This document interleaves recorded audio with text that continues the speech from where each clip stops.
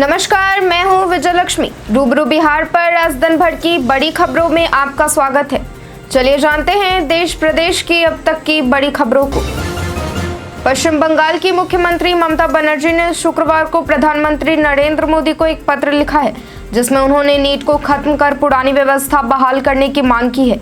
बनर्जी ने पीएम मोदी को लिखे पत्र में नीट को खत्म करने और राज्य सरकार द्वारा परीक्षा आयोजित करने की पिछली प्रणाली को बहाल करने का आग्रह किया है। उन्होंने आरोप लगाया कि मौजूदा प्रणाली में बड़े पैमाने पर भ्रष्टाचार हुआ है।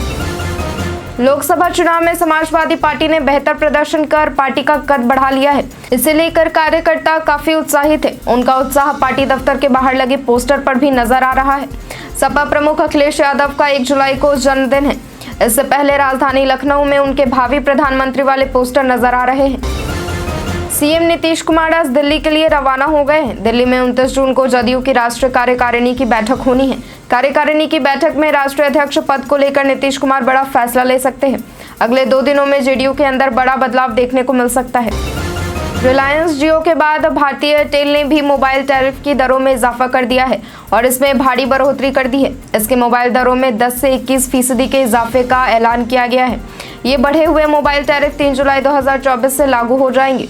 इसका असर मोबाइल पोस्ट पेड और प्रीपेड दोनों की दरों पर आएगा और प्लान महंगे हो जाएंगे। राष्ट्रीय राजधानी में भारी बारिश के बीच शुक्रवार तड़के इंदिरा गांधी अंतर्राष्ट्रीय हवाई अड्डे के टर्मिनल 1 की छत का एक हिस्सा वाहनों पर गिर जाने से एक व्यक्ति की मौत हो गई और 5 अन्य लोग घायल हो गए। दिल्ली अग्निशमन सेवा के अधिकारियों ने यह जानकारी दी। भारत और साउथ अफ्रीका महिला टीम के बीच एकमात्र टेस्ट मैच चेन्नई में खेला जा रहा है। भारत ने टॉस जीतकर पहले बल्लेबाजी करने का फैसला किया है। भारत और साउथ अफ्रीका महिला टीम 10 साल बाद एक दूसरे के खिलाफ टेस्ट मैच खेलेंगी।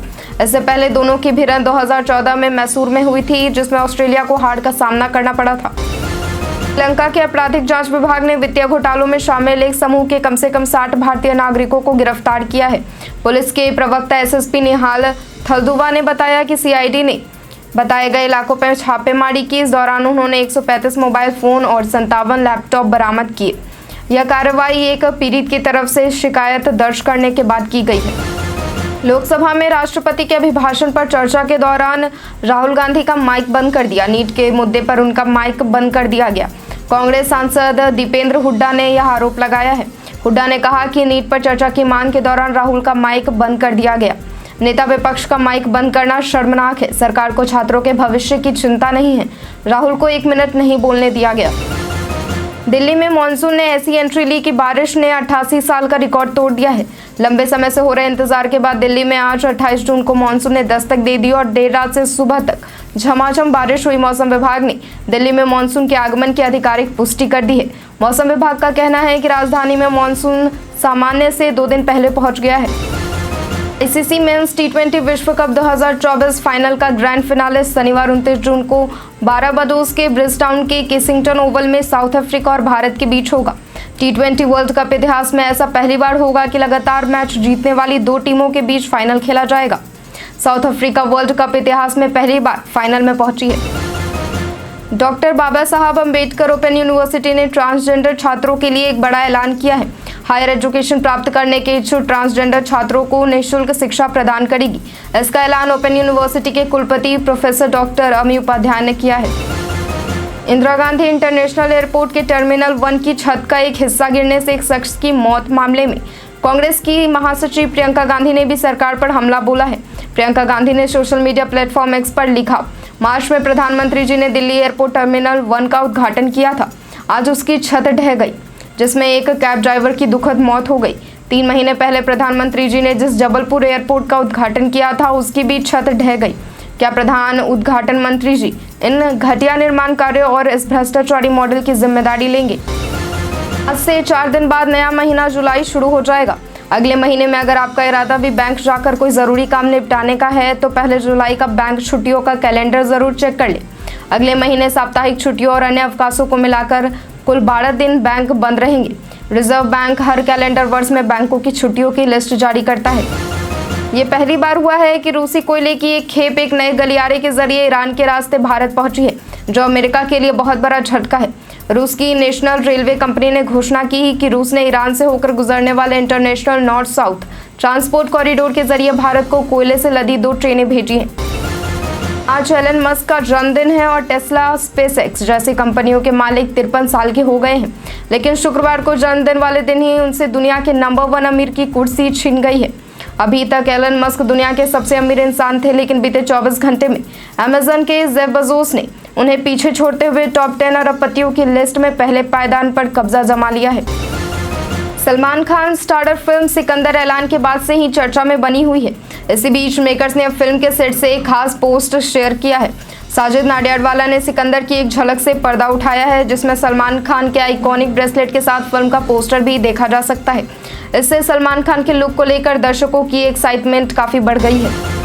दिल्ली स्थित अपने आवास पर उपद्रवियों द्वारा कथित तौर पर स्याही फेंकने के मामले में AIMIM चीफ असदुद्दीन ओवैसी का बयान सामने आया है। उन्होंने इस तोड़फोड़ को लेकर सरकार को कटघरे में खड़ा किया है।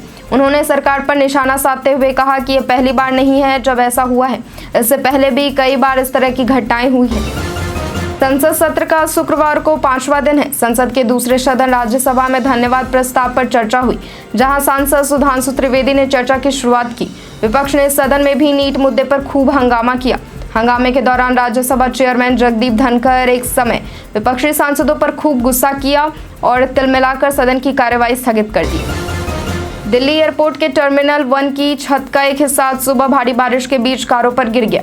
हादसे में 3 लोगों की मौत हो गई है और कम से कम 6 अन्य घायल हो गए हैं।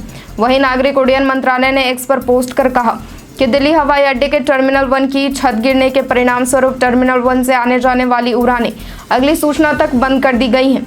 उड़ानों के सुचारू संचालन के लिए वैकल्पिक व्यवस्था की जा रही है। लोकसभा अध्यक्ष ओम बिरला ने हैदराबाद के सांसद और AIMIM के चीफ असदुद्दीन ओवैसी के दिल्ली स्थित घर पर हमले से जुड़ी घटना पर चिंता जताई है। ओम बिरला ने ओवैसी से मुलाकात की और कार्रवाई का आश्वासन दिया। झारखंड के पूर्व मुख्यमंत्री हेमंत सोरेन को जमानत मिलने पर JMM ने फोटो शेयर कर जय संविधान का नारा दिया है। झारखंड मुक्ति मोर्चा ने एक्स पर तस्वीर साझा की, जिसमें सोरेन को दहाड़ते सिर के साथ दिखाया गया है। साफ है कि हेमंत सोरेन अब जेल से बाहर आने के बाद विपक्षी BJP को निशाने पर लेंगे। भारतीय वुमेन्स क्रिकेट टीम की धाकर ओपनर शेफाली वर्मा ने एकमात्र टेस्ट में साउथ अफ्रीका की टीम का दम निकाल दिया। उन्होंने स्मृति मंधाना के साथ मिलकर शानदार पार्टनरशिप की और अपने करियर की पहली सेंचुरी जड़ी। इस शतक के लिए उन्होंने केवल 113 गेंद लिए, जिसमें 15 चौके और 2 छक्के शामिल रहे। शेफाली के साथ स्मृति मंधाना ने भी शतक जमा दिया है। देश की 18वीं संसद में स्पीकर का चयन हो चुका है। ओम बिरला एक बार फिर स्पीकर चुने गए हैं। हालांकि अब तक डिप्टी स्पीकर का चुनाव नहीं हुआ है और कांग्रेस चाहती है कि विपक्ष के किसी सांसद को यह पद दिया जाए। 17वीं लोकसभा में यह पद खाली रहा था, लेकिन कांग्रेस इस बार अपने किसी नेता को डिप्टी स्पीकर बनाने पर अड़ी हुई है। बिहार के नियोजित शिक्षकों के मुकदमे की सुनवाई के दौरान सुप्रीम कोर्ट ने तीखी टिप्पणी की। जस्टिस BV नागरत्ना की अध्यक्षता वाली बेंच ने टिप्पणी करते हुए कहा कि पोस्ट ग्रेजुएट को नौकरी तो मिल जाती है, लेकिन उस पोस्ट ग्रेजुएट को छुट्टी के लिए एक एप्लीकेशन तक लिखने नहीं आती है। वहीं जब बिहार जैसा राज्य इस व्यवस्था को सुधारने की कोशिश करता है और इसके लिए कोई योग्यता परीक्षा करवाना चाहता है तो उसका विरोध किया जाता है। सुप्रीम कोर्ट ने स्पष्ट किया कि सरकार के नियमों के अनुसार नियोजित शिक्षकों को सक्षमता परीक्षा देना होगा। बिहार के स्वास्थ्य विभाग द्वारा बनाई गई दवाओं के आवश्यक सूची में संशोधन की तैयारी है। स्वास्थ्य विभाग का निर्माण हुआ है कि जो दवाएं समय के साथ अनुपयोगी हो चुकी हैं, उनके नाम आवश्यक दवा सूची से हटाए जाएंगे।